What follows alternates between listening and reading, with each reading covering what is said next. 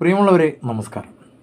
രായൻ ധനുഷ് തിരക്കഥ എഴുതി സംവിധാനം ചെയ്ത പുതിയ തമിഴ് സിനിമയാണ് രായൻ.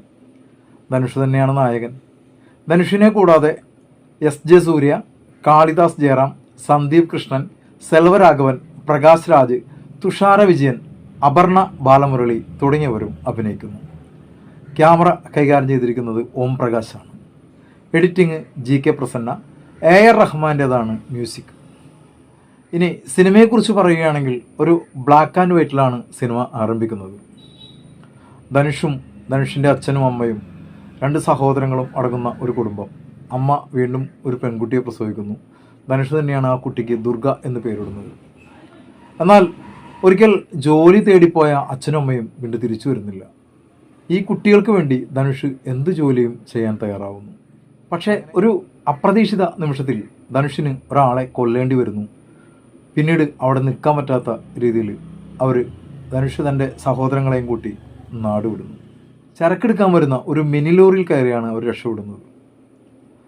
എന്നാൽ ഈ മിനി ലോറി അടുത്ത ഒരു ഗ്രാമത്തിലെത്തുകയും അവിടെ വെച്ച് ഇവരെ ആ മിനി ലോറിയിലുള്ളവർ കാണുകയും അതിലെ ഒരാളുടെ കൂടെ ധനുഷും ധനുഷിൻ്റെ അനിയന്മാരും കൂടി പോകുന്നു.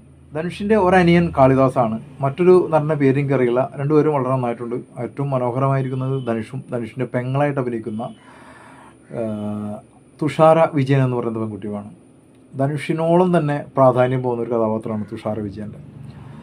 അപർണ ബാലമുരളിയും നന്നായിട്ടുണ്ട്. ഇതിൽ കുഴപ്പമൊന്നുമില്ലാണ്ട് തൻ്റെ വേഷം ചെയ്തിട്ടുണ്ട്. പിന്നെ എസ്.ജെ. സൂര്യയാണ് വില്ലൻ.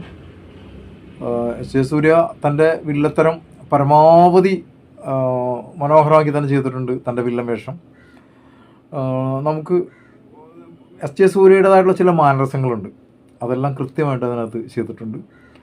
പിന്നെ ഈ ധനുഷ് ചെന്ന് പെടുന്ന ഇടം, പുതിയ ഒരു ഗ്രാമത്തിൽ അല്ലെങ്കിൽ പുതിയൊരു സിറ്റിയിൽ ചെന്ന് പെടുന്ന ഇടം ഗാങ് വാറുകളുടെ ഒരു സ്ഥലമാണ്. കൊട്ടേഷൻ ടീമുകളുടെ ഒരു സ്ഥലമാണ്. അവർ തമ്മിൽ തല്ലിച്ച് തീർക്കാൻ മുന്നിട്ടിറങ്ങിയ ഒരു പോലീസ് ഓഫീസറാണ് നമ്മുടെ പ്രകാശ് രാജ് ചെയ്യുന്ന ഒരു വേഷം, ഒരു പോലീസ് ഓഫീസർ വേഷം.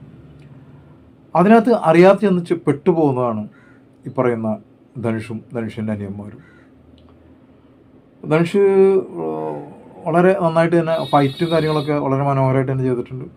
പടം ഒരു ആവറേജ് ഉണ്ട്, വലിയ പ്രശ്നങ്ങളൊന്നുമില്ല. ഡയറക്ഷനൊക്കെ വളരെ മനോഹരമായിട്ടുണ്ട്. പക്ഷേ ഒരു തിരക്കഥ എന്ന് പറയാനായിട്ട് നമ്മൾ കണ്ടു മറന്ന ഏതൊക്കെയോ സംഭവങ്ങളാണെന്നുള്ളൊരു ചിന്ത നമുക്ക് ഈ സിനിമ കണ്ടുകൊണ്ടിരിക്കുമ്പോൾ വരും. എന്നിരുന്നാലും ധനുഷ് ഇതിനു മുമ്പ് ഏതോ 2 ചിത്രങ്ങൾ സംവിധാനം ചെയ്തിട്ടുണ്ട്. എന്തായാലും ഇത് വളരെ മനോഹരമായിട്ട് തന്നെ ചെയ്തിട്ടുണ്ട്. ഇതിൻ്റെ ട്രീറ്റ്മെൻറ്റൊക്കെ വളരെ നന്നായിട്ടുണ്ട്. ഈ പടം ഈ ഫൈറ്റ് ഇഷ്ടപ്പെടുന്ന ആളുകൾ അല്ലെങ്കിൽ വയലൻസ് ഇഷ്ടപ്പെടുന്ന ആളുകൾക്ക് ഈ പടം ഭയങ്കരമായിട്ട് ഇഷ്ടപ്പെടും.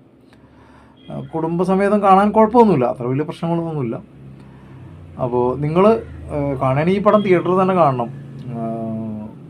മൊബൈലിലോ അല്ലെങ്കിൽ വീട്ടിൽ ടി വിയിലോ ഇരുന്ന് കണ്ടിട്ടൊന്നും ഇതിൻ്റെ ആ ഒരു തിയേറ്റർ എഫക്റ്റ് നമുക്ക് കിട്ടില്ല.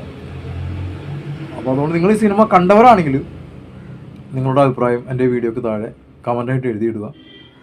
പിന്നെ എൻ്റെ ഈ ചാനൽ നിങ്ങൾ ആദ്യമായിട്ടാണ് കാണുന്നതെങ്കിൽ കഴിയുമെങ്കിൽ ഒന്ന് സബ്സ്ക്രൈബ് ചെയ്യുക, ബെല്ലൈക്കൺ ഇനാബിൾ ചെയ്യുക. അപ്പോൾ മറ്റൊരു സിനിമയുടെ വിശേഷങ്ങളുമായി കാണും വരേക്കും എല്ലാവർക്കും നന്ദി, നമസ്കാരം.